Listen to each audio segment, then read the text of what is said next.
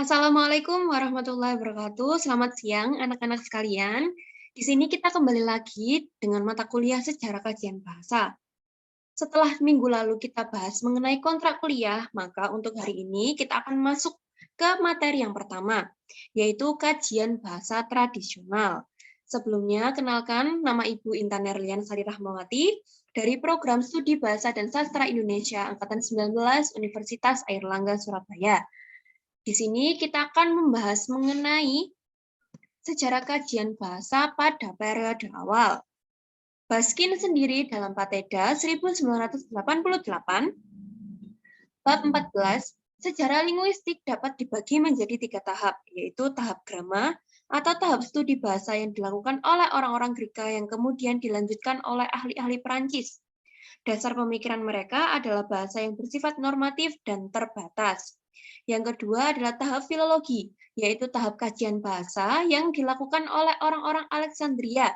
Dalam tahap ini, studi ditujukan pada penafsiran terhadap teks-teks yang ada, seperti teks-teks sastra dan adat istiadat. Yang ketiga, tahap perbandingan, yaitu tahap dengan membandingkan bahasa yang satu dengan yang lainnya, seperti perbandingan bahasa Sanskerta dengan bahasa-bahasa Yunani dan Latin. Selanjutnya, sejarah linguistik sendiri ini terdapat 3 tahap, yaitu periode awal, periode perkembangan, dan periode pembaruan. Untuk periode awal sendiri biasanya terdapat ciri yaitu linguistik tradisional. Selanjutnya, kita akan membahas spesifik mengenai periode pada zaman India. Tradisi kebahasaan atau linguistik India sudah berlangsung jauh, mendahului linguistik dan tata tradisi dari orang-orang Latin.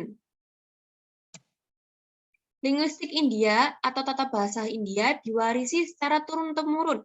Di India, orang mempelajari bahasa untuk tujuan ritual, karena dengan mempelajari bahasa atau kitab Sanskerta secara lebih seksama, masyarakat India dapat mengucapkan doa-doa yang terdapat dalam kitab suci Weda dengan baik. Dengan pengucapan doa yang tepat, diharapkan permintaan kepada dewa akan terkabul. Tradisi linguistik atau kebahasaan India dipengaruhi oleh agama, yaitu pembacaan dan kajian terhadap kitab suci Weda. Aktivitas yang dilakukan oleh para ahli-ahli bahasa India adalah menyusun daftar kata-kata sukar, serta memberikan komentar mengenai naskah suci Hindu, syair-syair pujian Weda, dan menjelaskan pembedaan antara nomina dan verba dalam bahasa Sanskerta. Hal ini sama dengan dilakukan oleh Plato untuk bahasa Yunani dengan maksud untuk membedakan subjek dan predikat. Jadi dulu pada masa linguistik India, kegunaan tradisi kebahasaan ini semata-mata untuk upacara keagamaan. Karena kalau kita mengucapkan sebuah mantra atau sebuah syair dalam upacara keagamaan, pastinya harus hikmat dan benar. Karena kalau kita tidak mengucapkan dengan benar, maka doa kita tidak akan bisa dikabulkan oleh dewa. Seperti itu. Dan dari menurut Buchler sendiri, dalam tradisi India digunakan abjad Brahmi yang telah ada sejak abad ke-5 sebelum Masehi. Abjad ini diduga diciptakan oleh kaum Brahmana yang terdiri atas 46 huruf dan selanjutnya dijadikan daftar penyusun tata bahasa oleh Panini. Nah, untuk keunggulan dari tradisi linguistik India ini dianggap lebih unggul karena dari tata bahasa tradisional Barat, yaitu dalam bidang fonetik dan struktur internal kata. Kajian-kajian tata bahasa India rupanya berpangkal pada keperluan pemeliharaan tidak hanya pada naskahnya saja, tetapi juga pengucapan syair-syair Weda yang pembacanya harus tepat dan cermat untuk keberhasilan upacara agama Hindu. Sudah seperti yang saya sampaikan tadi, bahwa dalam kegiatan berdoa, kita harus mengucapkan syair-syair tersebut atau mantra-mantra tersebut dengan cepat dan cermat. Nah, untuk penggolongan bunyi-bunyi bahasa India ini biasanya lebih terperinci, lebih cermat, dan lebih kuat daripada pengamatan dan percobaan yang telah dicapai di negara Eropa. Oleh sebab itu, dikatakan bahwa kajian linguistik yang ada, termasuk kajian India, adalah yang terpenting dalam sejarah linguistik di Eropa dan Amerika saat ini. Ilmu fonetik di Eropa sebenarnya dipengaruhi oleh penemuan dan terjemahan tulisan-tulisan tentang linguistik di India oleh sarjana-sarjana Eropa. Nah, jadi pengaruh dari sarjana India ini atau Brahmana dari India membawa pengaruh yang penting kepada para ahli-ahli atau tokoh-tokoh filsuf di Eropa. Khususnya dalam analisis kata, para sarjana India ini dinilai cukup jauh melampaui apa yang mungkin dianggap perlu bagi tujuan mereka semula, yaitu memelihara bahasa, naskah-naskah kitab suci. Untuk selanjutnya, kita membahas mengenai keunggulan tradisi India.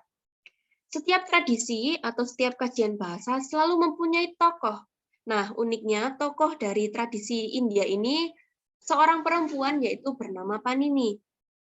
Panini ini diperkirakan hidup 520 sampai 460 sebelum Masehi. Mohon maaf. Untuk selanjutnya, Panini sendiri ini digambarkan sebagai tokoh yang sangat terkenal dan sangat berjasa dalam mengembangkan tradisi tata bahasa India. Panini merupakan seorang sarjana Hindu yang telah menyusun kurang lebih 4.000 pemerian atau statement tentang struktur bahasa Sanskerta dengan prinsip-prinsip dan gagasan yang masih dipakai dalam linguistik abad ini. Panini ini adalah linguistik India yang terkenal. Masa hidupnya tidak diketahui, tetapi menurut petunjuk yang ada, Panini hidup pada sekitar 600 sebelum Masehi. Buku Sanskertanya oleh Bloomfield digambarkan sebagai salah satu karya terbesar hasil pemikiran manusia. Kenapa dibilang seperti ini? Karena tata bahasa yang ditulis oleh Panini ini disebut astadiasi. Digambarkan dari sudut pandang ketuntasanannya yang berkenan dengan struktur kata, konsistensi internalnya, dan penghematan pernyataannya sebagai suatu hal yang jauh lebih unggul dan merupakan karya yang berpengaruh sampai saat ini.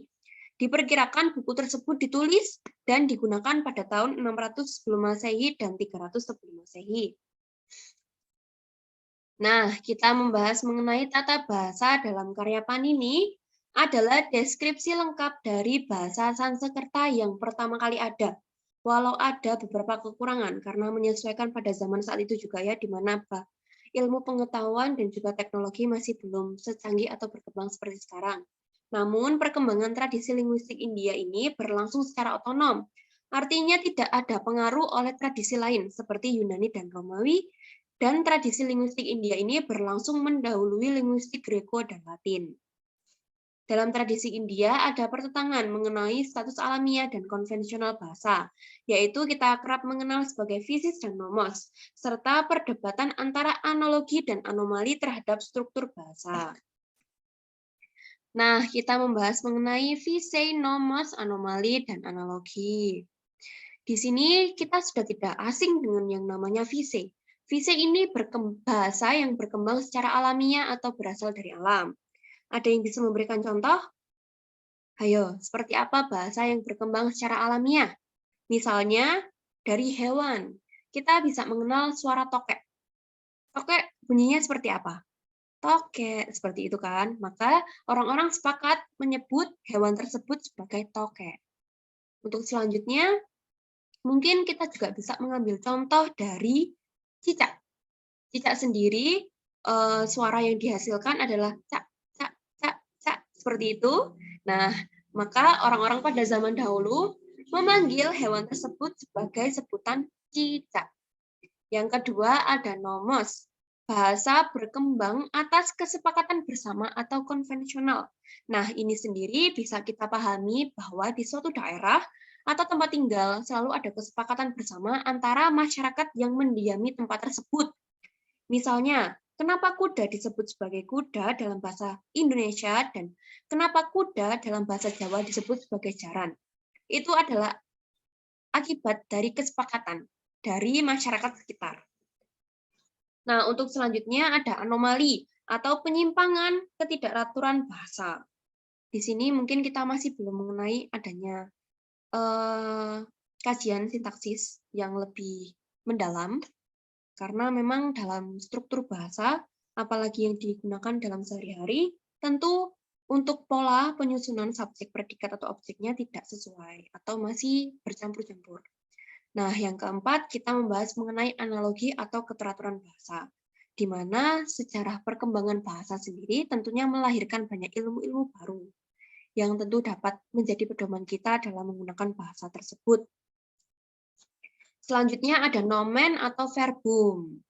Nomen sendiri ini adalah kata benda, adalah kelas kata yang menyatakan nama dari seseorang, tempat, atau semua benda dan segala yang dibendakan. Kita sudah berulang kali, ya, apalagi kita dari jurusan Bahasa dan Sastra Indonesia, tentunya tidak asing dengan namanya kata benda. Selanjutnya ada verbum atau kata kerja. Kata kerja ini merupakan kelas kata yang menyatakan suatu tindakan, keberadaan, pengalaman, atau pengertian dinamis lainnya. Selanjutnya, kita kembali lagi membahas mengenai tata bahasa Sanskerta. Yang diperkenalkan oleh Panini, dia membedakan antara spota dan Divani, yang memiliki kemiripan dengan Lang dan Parul, milik Ferdinand de Saussure. Spota adalah lembaga bahasa, sistem bahasa yang diwarisi bersama dan hidup dalam pengetahuan seseorang, atau kita kerap dalam linguistik sekarang, linguistik abad zaman modern seperti ini disebut sebagai Lang. Sedangkan Divani adalah realisasi individual berbahasa seseorang atau kemampuan seseorang untuk berbahasa, atau kerap kita sebut sebagai parul. Dalam bidang fonetik juga dikenal istilah stana dan karana, yaitu perbedaan alat ucap manusia atas titik artikulasi, atau alat ucap yang tidak bergerak, dan alat ucap yang bergerak atau disebut artikulator.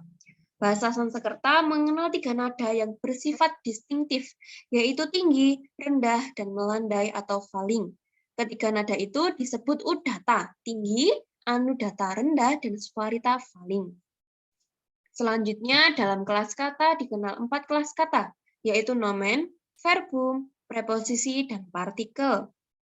Di samping itu, teman-teman, untuk kelompok kata linguistik India ini juga mengenal divanda, atau frasa endosentris koordinatif, tutpurusa, frasa endosentris atributif, dan bahufrihi, atau frasa eksosentris. Dalam hubungannya dengan pembentukan kata dan kata sebagai pembentuk kalimat, tata bahasa Sanskerta mengenal proses morfofonemik atau proses penyandian. Selanjutnya, nah ini sudah kita bahas tadi mengenai persamaan asas Panini dan Ferdinand de Saussure. Ada spota yang berarti lang dan divani atau parul. Spota sendiri memiliki kesamaan, namun beda penyebutannya saja. Tapi untuk artinya dan juga maksud dari kedua hal tersebut sama. Seperti spota ini lembaga bahasa, sistem diwarisi bahasa yang diwarisi bersama dan hidup dalam pengetahuan seseorang. Selalu ada divani, realisasi individual berbahasa seseorang untuk kemampuan seseorang menggunakan bahasa. Adalang adalah aturan bahasa, contohnya berbahasa pada orang tua, berbahasa kepada seorang seumuran. Jadi kita mengenal tingkat-tingkat dalam berbahasa. Yang kedua ada parul, ada pengucapan bahasa dan bentuk kata. Nah, dalam bidang fonetik sendiri dikenal istilah stana dan karana. Sudah kita bahas tadi. Dan untuk penemuan bahasa Sanskerta juga merupakan salah satu faktor utama dalam perkembangan filologi komparatif. Ini bukan sekedar masalah yang berhubungan dengan bahasa Sanskerta, melainkan juga hal yang membuat kita kenal dengan tradisi tata bahasa India. Tetapi pengaruh asas Panini ini memiliki 3 hal, yaitu ketuntasan, konsistensi, dan penghematan. Bahkan terlihat dengan lebih jelas dalam sebagian karya linguistik paling mutakhir. Untuk ciri khas utama buku gramatika Panini adalah penghematan yang mengagumkan. Artinya rincian tentang morfologi bahasa Sanskerta dinyatakan dalam kaidah-kaidah yang sering amat singkat dan tidak ada pengulangan untuk pernyataan yang dibuatnya. Bagi mahasiswa, padatnya pembahasan ini selalu dianggap sebagai sumber kesulitan. Kemiripan format antara buku gramatika bahasa Sanskerta yang ditulis Panini ini dan beberapa buku gramatika generatif telah ditunjukkan oleh linguis dewasa ini. Karya Panini jelas merupakan titik puncak dari penelitian ilmiah sejauh sebelumnya. Dan sesudah itu karya tersebut banyak dikomentari. Tujuan awal buku tersebut adalah untuk memahami dan melestarikan bahasa yang dipakai dalam kitab-kitab Weda. Tetapi dunia linguistik beruntung. Minat semula dari linguis India ini jauh melampaui perkembangan linguistik saat ini. Jadi kesimpulan yang bisa kita tarik dari linguistik di India ini bahwa adanya sejarah kajian bahasa atau tradisi kebahasaan di India, awal mulanya digunakan oleh para Brahmana untuk memelihara kitab atau syair-syair dari kitab Weda untuk keperluan keagamaan. Karena ada tujuan bahwa kita sebagai umat yang memiliki agama tentunya harus berdoa atau mengucapkan permohonan dengan sesuai, cermat, dan tepat dengan tujuan untuk dewa-dewa tersebut mengabulkan doa-doa kita. Maka, awal mula dari penyusunan kata dan serta tradisi kebahasaan India ini, awal mulanya ada pengaruh dari agama. Namun, karena memang proses pemeliharaan katanya sudah terlampau jauh, maka Panini sendiri sudah melakukan sebuah penghematan yang mengagumkan bahwa rincian tentang morfologi bahasa Sanskerta ditulis dalam kaidah yang amat singkat dan tidak ada pengulangan. Nah, untuk teman-teman, untuk anak-anak sekalian, mungkin dari pertemuan kita saat ini sudah bisa mengetahui ciri khas atau awal dari perkembangan secara linguistik tradisional, khususnya di India. Untuk tugas nih dari teman-teman, yaitu membuat rangkuman tokoh-tokoh linguistik periode awal, dikumpulkan di aula hari Senin pukul 19 dalam bentuk file PDF. Untuk tokoh-tokoh linguistik bisa dibatasi sampai 5 tokoh saja dan disebutkan keunggulan, kekurangan, serta deskripsi singkat mengenai tokoh tersebut hidup dalam periode apa. Seperti itu. Untuk pertanyaan atau untuk tanggapan, saran, atau kritik bisa dilanjutkan mengenai diskusi, bisa di forum WhatsApp atau di aula. Semoga pertemuan kita kali ini bisa menambah wawasan dan juga menambah keinginan tahuan dari anak-anak sekalian tentang tradisi sejarah bahasa, tepatnya di India. Semoga ilmu yang saya sampaikan dapat bermanfaat dan juga dapat menambah pengetahuan dari teman-teman sekalian. Akhirul kalam, saya akhiri. Wassalamualaikum warahmatullahi wabarakatuh. Selamat siang, teman-teman.